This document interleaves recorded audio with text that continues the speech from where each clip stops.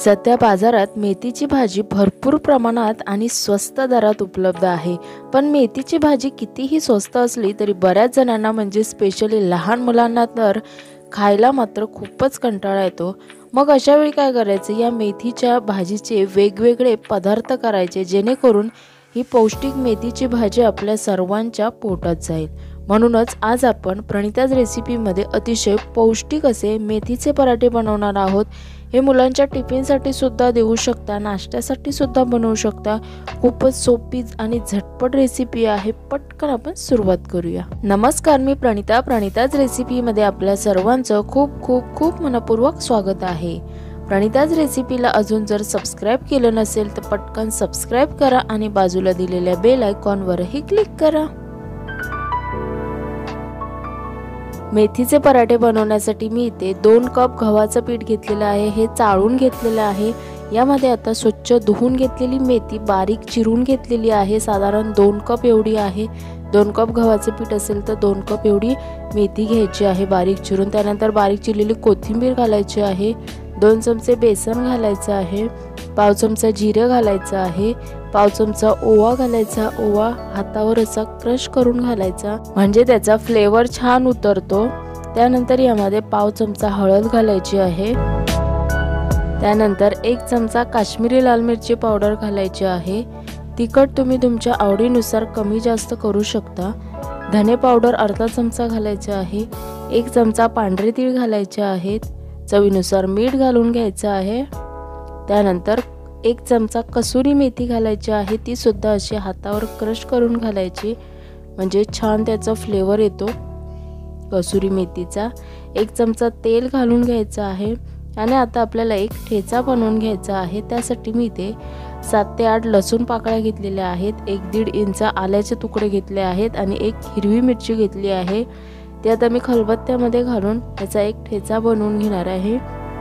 या जागी तुम्ही आलं लसूणची पेस्ट वापरलात तरी काहीच हरकत नाही। आता हे आपण खलबत्त्यामध्ये असं बारीक करून घेऊयात एकदम। तुम्ही बघू शकता इथे आलं लसूण मिरचीचा मस्त असा बारीक ठेचा बनवून झालेला आहे। आता हा ठेचा आपल्याला पराठ्याच्या मिश्रणामध्ये घालून घ्यायचा आहे। आता हे सुके जिन्नस आपल्याला पूर्ण असे मिक्स करून घ्यायचे आहेत जेणेकरून हळद मीठ मसाला आहे सगळं मेथीची भाजी आहे ते सगळं एकजीव करून घ्यायचं आहे आपल्याला। हे मिश्रण इथे मिक्स करून झालेलं आहे। आता यामध्ये गरजेनुसार थोडं थोडं पाणी घालून घ्यायचं आहे आणि घट्टसर असा गोळा बनवून घ्यायचा आहे। जशी आपण चपातीची कणिक भिजवून घेतो ना त्याच पद्धतीने इथे भिजवून घ्यायची आहे ही कणिक सुद्धा आपल्याला। यामध्ये मेथीची भाजी आहे ना आपण धुवून घेतलेली आहे त्यामुळे थोडंफार पाणी त्यामध्ये राहतच। त्यामुळे जे आपण पाणी कणिक भिजवण्यासाठी वापरतो ते कमी प्रमाणामध्ये लागणार आहे। इथे बघू शकता घट्टसर असा गोळा बनवून घेतलेला आहे। त्यावर आता 1 चमचा साधारण तेल घालून घ्यायचं आहे आणि पुन्हा एकदा छान अशी ही कणिक मळून घ्यायची आहे।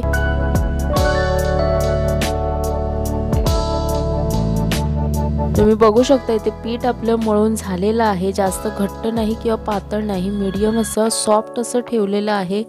यावर आता ना थोडंसं वरून तेल लावून घ्यायचं म्हणजे वरून पीठ सुकलं जाणार नाही। आता काय करायचं, हे पीठ वरून सुकू नये म्हणून याला झाकण ठेवून मस्त 15 ते 20 मिनिटांसाठी रेस्ट करायला साईडला ठेवून देऊयात। इथे जवळजवळ 20 मिनिटं झालेली आहे। पराठ्याचं पीठ छान असं मुरून घेतलेलं आहे आपण।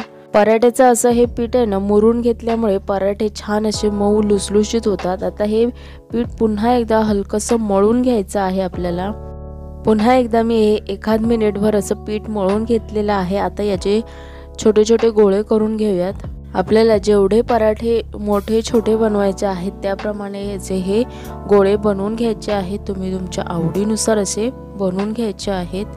गोळे संपूर्ण असे एकत्र बनवून घ्यायचे। त्यानंतर पराठे लाटायला घेतला तरी काहीच हरकत नाही। मी इथे या पिठाचे 2 गोळे करून घेतलेले आहेत। आता आपण पराठे लाटायला घेऊयात। त्यासाठी मी इथे पिठाच्या गोळ्याला सुकं गव्हाचं पीठ लावून घेतलेलं आहे। गव्हाचं पीठ असं लावून घेतल्यामुळे ना पराठे लाटायला इझी पडतात, पटापट लाटले जातात। या पद्धतीने तुम्ही बघू शकता मस्त असा पराठा लाटून घेतलेला आहे। जास्त जाड ठेवलेला नाही आहे, पातळसर असा लाटून घेतलेला आहे। अजून एक मी पराठा तुम्हाला लाटून दाखवते आहे। सेम पद्धत वापरूनच बघू शकता पराठा लाटून घेतलेला आहे। त्याच पद्धतीने बाकी सर्व पराठे सुद्धा मी इथे लाटून घेतलेले आहे। एकत्र सर्व लाटून घेतले म्हणजे शेकायला हे इझी पडतील, फटाफट शेकले जातात पराठे। इथे सर्व पराठे लाटून घेतलेले एकत्रच एकावर एक ठेवले आहेत तरी सुद्धा अजिबात चिटकलेले नाही आहेत, तुम्ही बघू शकता। आता हे पराठे आपण एक एक करून शेकून घेऊयात। त्यासाठी मी इथे पॅन गरम करून घेतलेला आहे।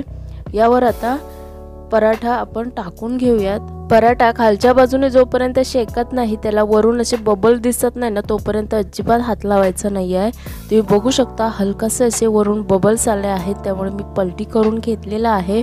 पराठे शेकताना ना गॅस फास्ट ठेवायचा आहे। जर लो गॅसवर तुम्ही पराठे शेकला तर ते कडक होणार आहे, त्यामुळे गॅस एकदम फास्टच ठेवायचा आहे।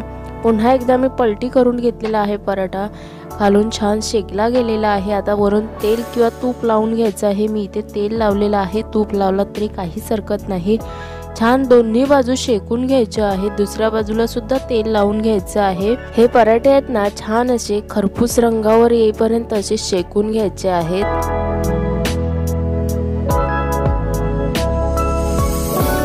तुम्ही बघू शकता इथे पराठा मस्त शेकला गेलेला आहे खरपूस रंग येईपर्यंत। आता काढून घेऊयात एका प्लेटमध्ये।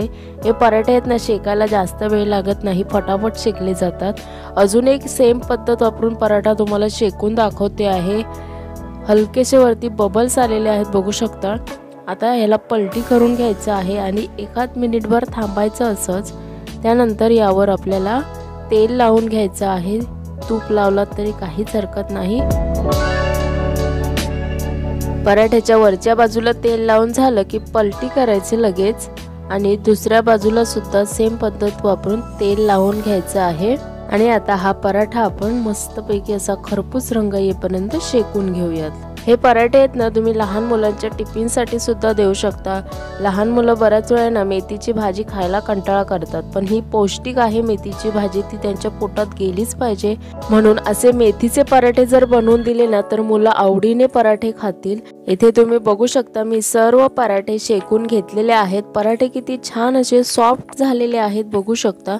मी एक पराठा तुम्हाला तोडून सुद्धा दाखवते, किती मस्त झालेला आहे आणि हिरवागार आहे, कारण आपण मेथी भरपूर प्रमाणात घातलेली आहे। जेवढं पीठ घेतलं तेवढंच मेथी कट करून घेतलेली आहे। हे पराठे आहेत ना ओल्या नारळाच्या खोबऱ्याच्या चटणी सोबत खाऊ शकता, खूप भारी लागतात। घाई गडबडीमध्ये चटणी बनवायला वेळ नाही मिळाला तर टोमॅटो सॉस सोबत सुद्धा खूप भारी लागतात।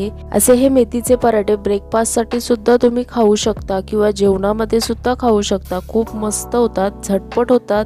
खरं तर हे होममेड मेथीचे पराठे खूप पौष्टिक आहेत। हे मेथीचे पराठे एकदा तुम्ही नक्कीच करून बघा माझ्या पद्धतीने आणि कसे झाले आहेत मला कमेंट करून सांगायला अजिबात विसरू नका।